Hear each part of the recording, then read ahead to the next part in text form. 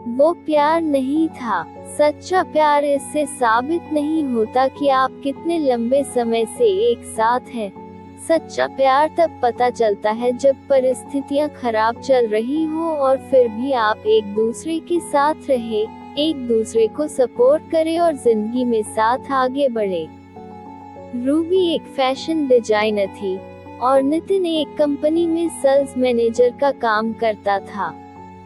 Ruby और नितिन एक दूसरे को कॉलेज से जानते थे और एक दूसरे से प्यार करते थे। उनके रिलेशन को लगभग 6 साल हो गए थे और अब रूबी नितिन से शादी करना चाहती थे। पिछले महीने नितिन का प्रमोशन हुआ था, तो इसी कारण उसे दूसरे शहर में शिफ्ट होना पड़ा था। जाने से पहले वो रूबी से मिला था। रूबी बहुत उदास थी कि अब वो दोनों मिल नहीं पाएंगे, लेकिन रूबी ने नितिन को कभी माना नहीं किया। जाने से वो चाहती थी नितिन अपने करियर में आगे बढ़े और यही सोचकर उसने खुशी खुशी नितिन को जाने दिया था। वो दोनों एक दूसरे को रोज फोन करते थे और घंटों बातें करते थे। रूबी उससे उसके नए काम, नई जगह के बारे पूछती रहती कि सब कैसा है उधर, वो समय पर खाना कहता है ना, काम में ध्यान लगता है ना। रूबी उसे उसका सब कुछ पूछती थी। 1 साल अच्छे से बीत गए थे, लेकिन फिर कुछ ऐसा होने लगा कि रूबी बहुत परेशान रहने लगी। नितिन ना तो खुद रूबी को फोन करता था और जब रूबी फोन करती थी तो ये बोलकर फोन रख देता था कि वो काम में व्यस्त है।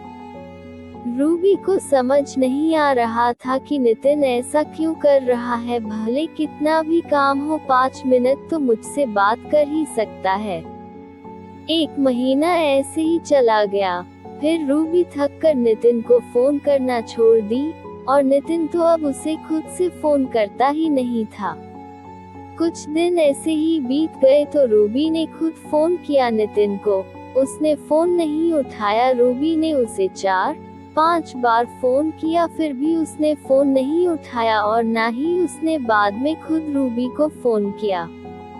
रूबी बहुत परेशान हो गई। वो सोचने लगी कि सच में नितिन काम में व्यस्त रहता है कि कुछ और बात है। कुछ दिनों बाद रूबी अपने काम से छुट्टी लेकर नितिन को बिना बताए उससे मिलने चली गई। रूबी को नितिन का पूरा पता मालूम था कि वो कहाँ रहता है। रूबी रात के समय नितिन के घर पहुंची थी। उसने देखा कि नितिन के घर पर ताला लगा हुआ था। उसने नितिन को फोन किया, लेकिन हमेशा की तरह नितिन ने रूबी का फोन नहीं उठाया। फिर रूबी ने नितिन को मैसेज किया कि मैं तुम्हारे घर के बाहर खड़ी हूँ, तुम कहाँ हो। थोड़ी देर बाद नितिन ने फोन किया और उसे बहुत डांटा कि तुम बिना बताए क्यों आ गई इधर, किसने बोला था तुम्हें इधर आने के लिए, और फोन रख दिया। उसने रूबी की कोई बात नहीं सुनी। रूबी उसके घर के बाहर ही बैठी रह गई कि शायद नितिन को ऑफिस में बहुत काम हो और मैं बिना बताए आ गई, इसलिए वो गुस्सा हो गया और वो उसके घर के बाहर ही बैठ के उसका इंतजार कर रही थी। सफर में रूबी बहुत थक गई थी और उधर बैठे बैठे रूबी की आंख लग गई और वो सो गई। सुबह उसकी आंख खुली तो उसने देखा कि नितिन अभी तक घर नहीं आया। उसने फिर से नितिन को फोन किया। फोन उठाते ही नितिन बोला, क्या है, तुम मुझे बार बार क्यों फोन कर रही हो। रूबी बोली, तुम कहाँ हो, रात भर तुम घर नहीं आए, मैं इधर तुम्हारे घर के बाहर कल रात से तुम्हारा इंतजार कर रही हूँ। नितिन गुस्से में बोला, तुम चली जाओ, मैं नहीं आ सकता। रूबी की आंखों में आंसू आ गए। रूबी बोली, क्यों कर रहे हो ऐसे, मेरी क्या गलती है ये तो बताओ। नितिन बोला, तुम जाओ, मुझे तुमसे कोई बात नहीं करनी, और फिर फोन रख दिया। रूबी बहुत रोने लगी। उसके पास वापस जाने के अलावा कोई रास्ता नहीं था। वो अनजान शहर में नितिन को कैसे और कहाँ ढूंढती। पर उसने सोचा कि नितिन के पड़ोसियों से एक बार पूछ ले कि नितिन यही रहता है ना कि कहीं और शिफ्ट हो गया है। उसने पूछा तो उसे पता चला कि पिछले 1 महीने से नितिन यहाँ रहता ही नहीं है। ये सुनकर उसे और बुरा लगा कि नितिन ने उसे कुछ नहीं बताया था कि वो कहीं और शिफ्ट हो गया है। पहले नहीं बताया था ठीक है, लेकिन अब जब मैं यहाँ आ गई हूँ फिर भी उसने कुछ नहीं बताया और ना ही मिलने आया। वो वहाँ से अपने घर लौट गई।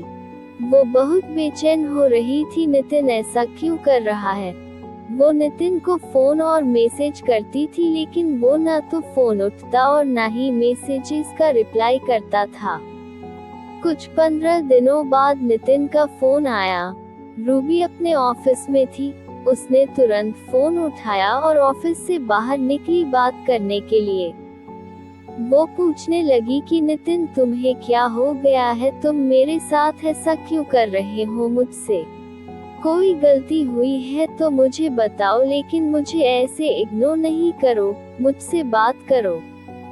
उधर से नितिन बोला अब प्लीज तुम मुझे भूल जाओ, मैं किसी और से प्यार करता हूँ और उससे शादी करने वाला हूँ और पिछले 1 महीने से उसके साथ ही रहता हूँ, इसलिए तुमसे मिलने नहीं आया था उस दिन।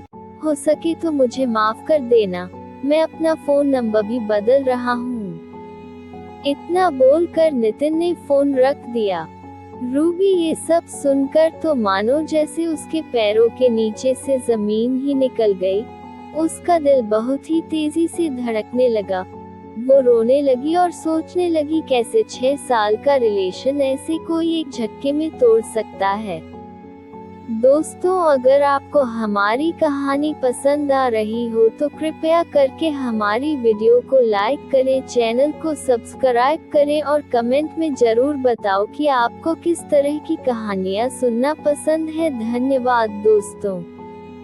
वो उसी वक्त ऑफिस से घर चली गई। वो बहुत रोई और फिर नितिन को फोन करने लगी कि नितिन ऐसे नहीं कर सकता, वो मुझे छोड़कर नहीं जा सकता। लेकिन जैसे नितिन ने कहा था कि वो अपना नंबर बदल रहा है, तो उसका फोन भी नहीं लगा। रूबी डिप्रेशन में चली गई थी। वो 15 दिनों तक ऑफिस नहीं गई। उस रोज ऑफिस से फोन आते थे। आखिर में उसके बॉस ने उसे बोल दिया कि ऐसे ही कुछ दिन और चला तो उसे अपनी नौकरी खोनी पड़ेगी। फिर कुछ दिनों बाद रूबी ऑफिस जाने लगी, लेकिन काम में उसका ध्यान नहीं रहता था। 5 महीने हो गए उस बात को। अब रूबी धीरे धीरे संभल रही थी। नितिन ने फिर कभी रूबी को फोन नहीं किया, ना रूबी ने फिर कभी उसे फोन किया।